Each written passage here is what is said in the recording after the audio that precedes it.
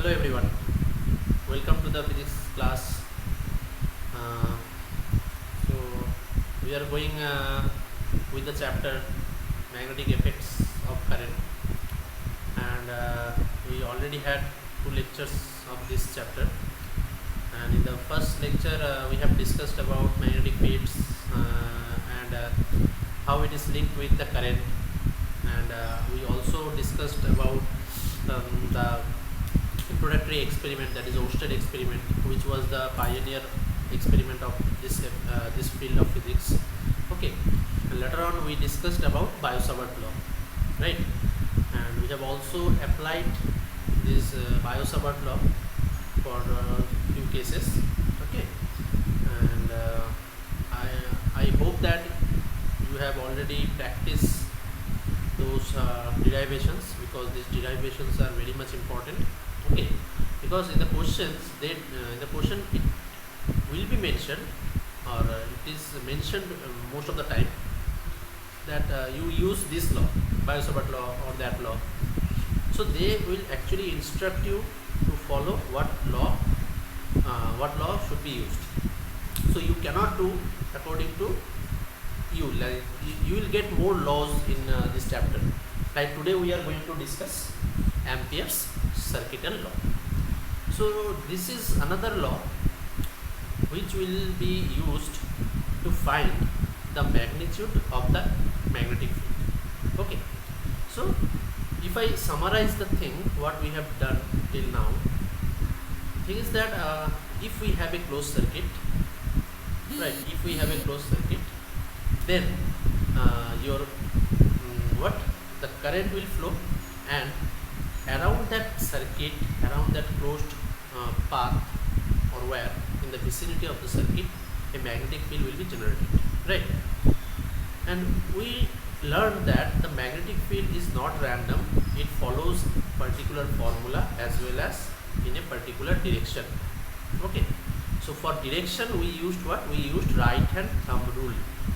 Right hand thumb rule was used for deriving for knowing the direction of the magnetic field. Okay, so in right hand thumb rule what was mentioned? If you keep your thumb, like suppose the current is flowing like this, if you keep your thumb placing towards the current, then your fingers will point towards the magnetic field. So in this case your finger is going around it, and if you think that your fingers are going like this, right? Your fingers are going around it like this. This middle wire is the current wire, and this is the imaginary line. This is your finger. So whenever the point of consideration is here you can see the line or the arrow is coming towards you. So it is outward. And for this point the arrow is moving inside. So in this point the magnetic field is inside. Okay, so this thumb rule is very much important, or it is a most important rule for deriving the, or for getting know about the direction of the magnetic field. Because if we do not know about the direction of the magnetic field, we will not be able to find the net magnetic field, because in certain cases you will find a combination of current carrying conductors. So you need to find the magnetic field for both the conductors, and you need to add or subtract the magnetic field, or not add or subtract, you need to add them vectorially basically. Okay, so if you do not know the direction, you cannot add them vectorially. Suppose sometime you get a magnetic field in this direction and a magnetic field in this direction. So we know that we can use V1 square plus V2 square for the net magnetic field, right? So direction, knowledge of direction is very important in this chapter. So in which case your thumb rule will be very much helpful. Okay. So today, as our main topic of discussion is Ampere's circuital law, and what is this use? Its use is also to find the magnitude of the magnetic field. But here one restriction or one limitation is there. If you want to use this law, you need to know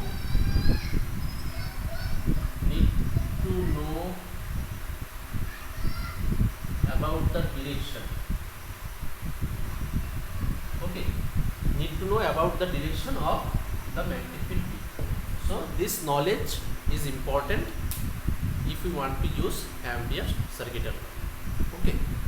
Now what is this Ampere circuital law? What is this statement? Okay. So it is stated that in this formula it is stated that if we take the line integral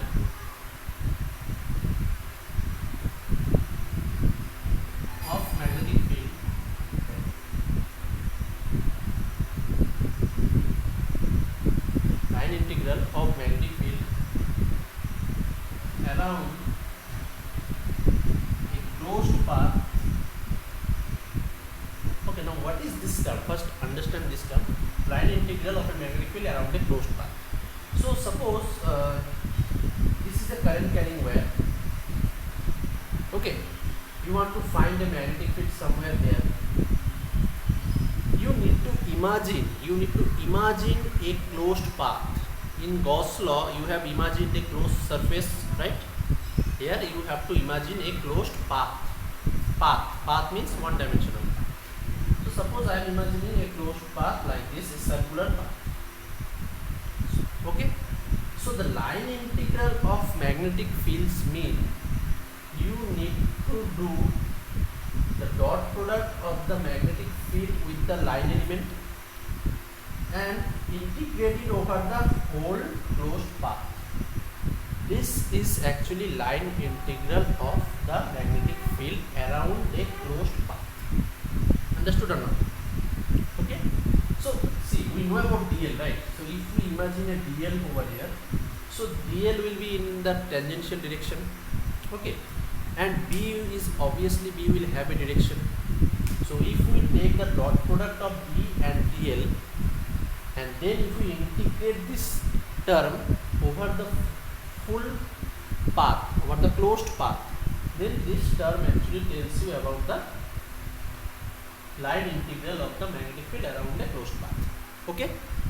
And in Ampere's circuital law, it is stated that this line integral will be equal to absolute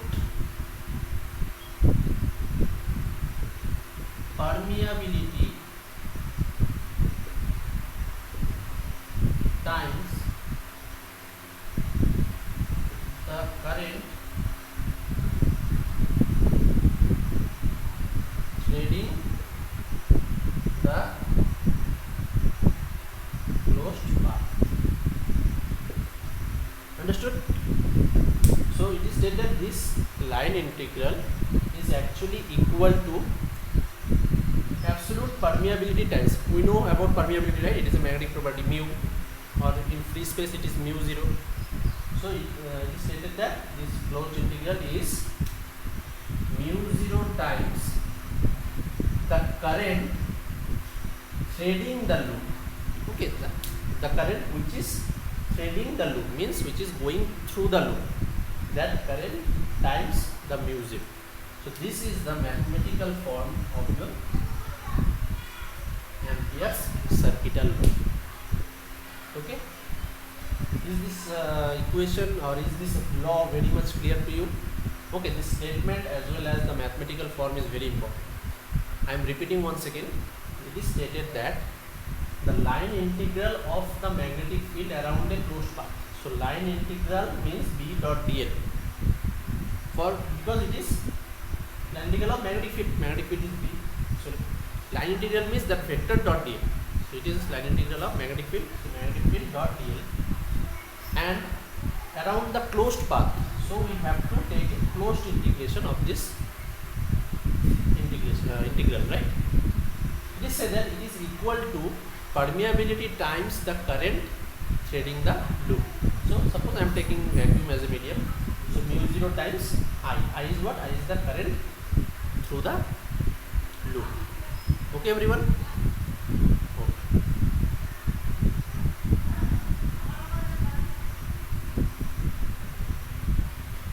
Now see,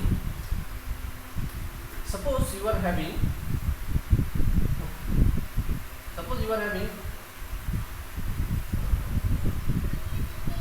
current like this. Suppose this is I1. Suppose this current is in downward direction. This is I2 and this is I3. Okay, and you are taking a closed path like this. This is the closed path. So here your Ampere's circuital law will be mu E dot dl through integration of B dot dl will be equals to, see here three currents are actually threading, I1, I2 and I3. So mu 0 times you need to take the total current. So whenever taking total current, you need to consider about the direction of the current also. Here I1 and I3 are in same direction, but I2 is in opposite direction. So your total current will be I1 minus I2 plus I. Understood? So this term is actually the total current inside the passing through the loop. Okay? So you need to take all the current which are actually passing through any loop. Okay everyone? So this is the Ampere's circuital law. Hopefully I have explained it very well. Now I am going to apply this Ampere's circuital law for there are few cases in the book. So I will do few of them. Okay.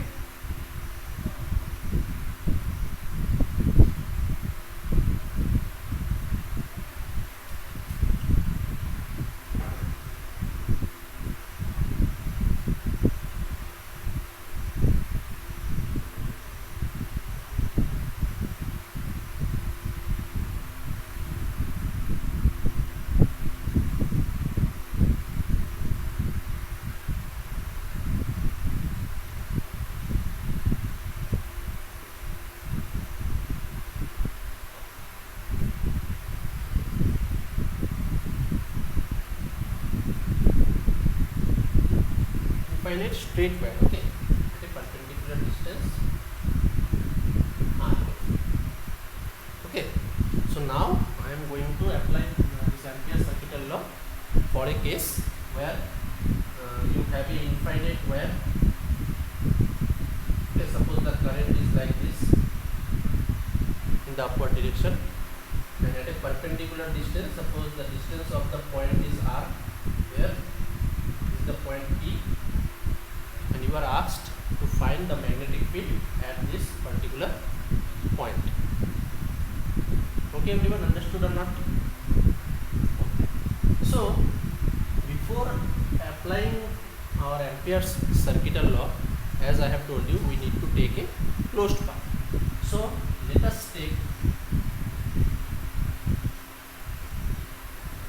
this closed circular path of radius r, taking the wire as the axis. So we are taking a circular path of radius r, okay, and taking the wire as an axis. So we have imagined the circular path, the closed path. So at the point P,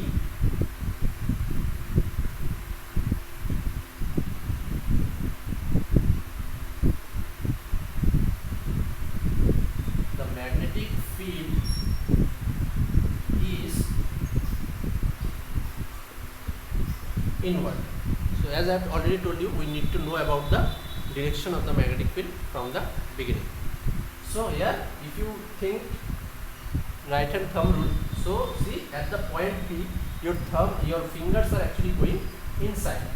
So your magnetic field is inside, right? Your magnetic field is inside. Also, the dl vector, if you take the dl vector over here, and we know that dl is also tangential, so the dl will be also in the same direction. dl will be also in the same direction. So also the dl is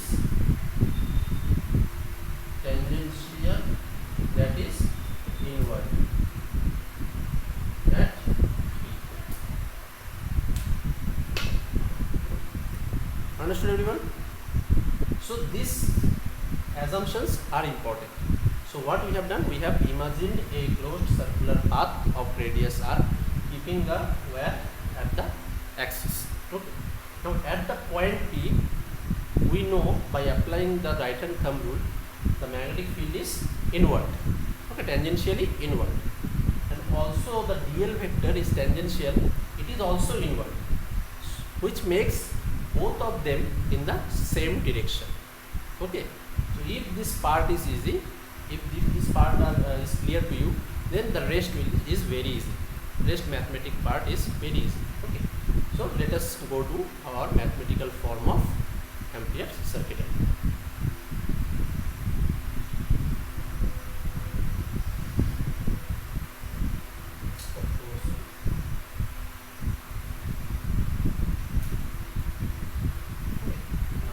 So by Ampere's circuital law, we know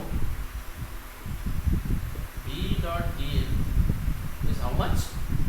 Is mu0 times the current passing or threading in the through the circular path, which is your I, right? Okay, which is the I. So now see, if we break it, we will have B dl cos theta. Now what is the angle between B and dl? Just now we have said that they both are in the same direction. So it will be cos 0 as B parallel dl. B and dl are parallel, so theta will be 0. So root integration of B dl equals to mu 0 I, because cos 0 is 1. Now see, throughout the circular path, anywhere if you take the point P, the magnitude of the magnetic field, that is B, will be same everywhere. Why? Because the distance is same, the current is same, the medium is same. So the magnetic field will not change if you change the position of the point, isn't it? So the value of the magnetic field B is constant in this case. So if it is constant, we can take it out of the integration.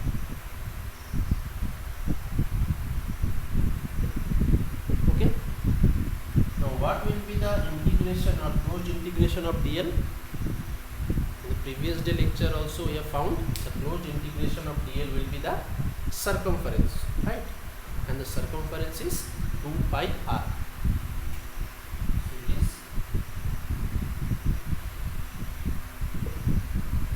So we got B equals to mu0 I by 2 pi r.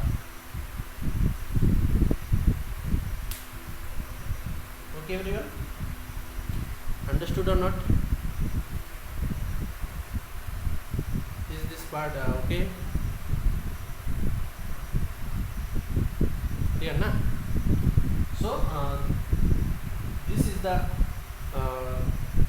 formula for the magnetic field at a distance r for a infinite straight wire. Okay, so it is directly proportional to the current and inversely proportional to the distance of the point from the current. Okay, so do revise this application, do practice this thing. Okay, let us do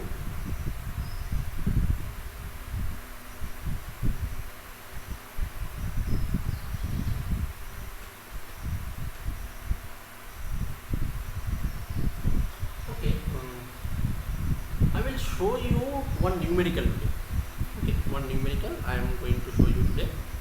There are two more derivation of or application of Ampere's circuital law, that is one for solenoid and one for toroid. Okay, that I will do in the next class, the next application. Before going to next application, today I am going to explain how you will use the formula that you derive by Biot-Savart law or Ampere's circuital law. Okay, we need to use this formula for certain numericals. Okay, suppose we are taking a numerical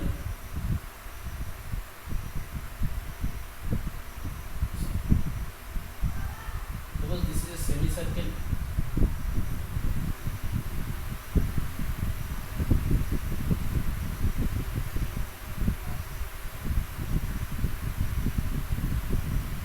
Okay, suppose there are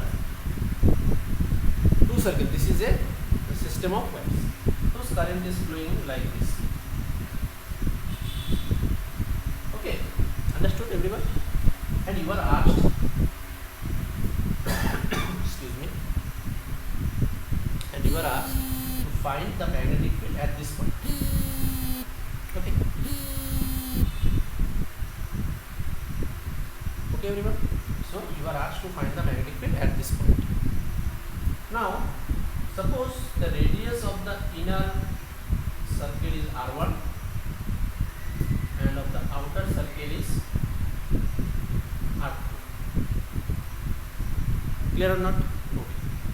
Now see, magnetic, I am naming it, okay, P, Q, R, S, this is T suppose. So for the part P, Q, R, outer surface, outer circle, the magnetic field B1, what is the formula for the center of a circle? Mu 0, suppose the current is I, mu 0 I by 2 R, radius. So for the outer circle you will get 2 R2, right? And remember this formula is for the whole circle, right? Total circle, but this circle is the half circle, semicircle. So you need to multiply a half. So this is your B1. Similarly, for the inner circle, magnetic field will be mu 0. The same current is flowing. Current is not changing. Mu 0 I by 2 R1 into half. Is there any doubt? I hope not. So simply we have used the formula, and for semicircle we have multiplied half. Okay. Now there are two more parts. For PT and SR, two more parts are there na, of current. The magnetic field is 0, because if you see, this point is on the axis of the straight wire. It is not at any distance, but the point is rather on the axis, isn't it? So whenever the point is on the axis of a straight line, magnetic field becomes 0 for the straight wire. Okay, like this. Suppose this is the wire, current carrying wire, and the point is somewhere here on the axis, or somewhere here, or somewhere on the line, on the wire itself. Okay, the magnetic field becomes 0 in those cases. So for these two parts, magnetic field becomes 0. So what will be the net magnetic field? Net magnetic field will be what? See, for finding the net, as I have told you, we need to know about the direction. Okay. Now, if you think about B1 and B2, now look for their direction. So for this B1, the outer one, see, if you place your hand like this, your thumb is going inside. So B1 is inward, and I have told you inward means cross. So B1 is inward, and B2, for the inner circle, the thumb is coming out. So B2 is outward, and outward is represented by dot. Inward means cross, outward means dot. So obviously both are in opposite direction. So the net will be minus of them. Now from which one we will minus, subtract which one? So you simply look at the value of B1 and B2. You can easily say which one is bigger one. So as R1 is small, so B2 will be higher because it is inversely related to the radius. So B2 has a higher value. So the net magnetic field will be B2 minus P1, and the direction will be upward because B2 is higher, and always the net will have the direction of the higher one. So the net will be in the upward direction. Okay everyone, so if we do V2 minus V1, see everything will be same, like mu 0 I by 4 only 1 by R2 minus 1 by R1. So this will be the net magnetic field for this case. Okay, so I have given you one example of this, you will find many more. Okay, I will definitely provide some numericals as your assignment. Okay, try to solve those numericals, take the help of this thing.